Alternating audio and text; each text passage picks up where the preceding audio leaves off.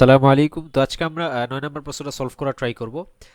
So এখানে আমাদেরকে বলেছে একটি তড়িৎচুম্বকীয় তরঙ্গের চৌম্বক ক্ষেত্রের বিস্তার বা অ্যামপ্লিটিউড এত হলে ওই তরঙ্গ তড়িৎ ক্ষেত্রের অ্যামপ্লিটিউডটা কত হবে।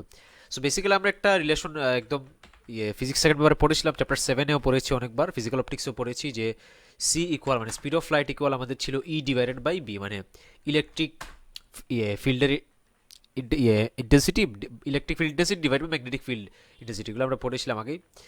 তো বেসিক্যালি এখান electric field divide by magnetic field, তো এখান থেকে আমরা যেটা বলতে পারি যে এদের ক্ষেত্রেও যেটা বলা যায়, আমরা যদি এদের অ্যামপ্লিটিউডকে নিয়ে আসি সেই একই ফর্মুলা আমাদের ইনটেক্ট থাকে, তাই না?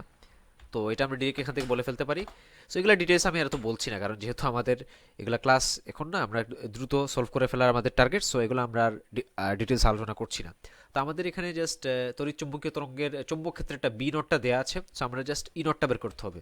So E not equals to c times b naught, c times b naught।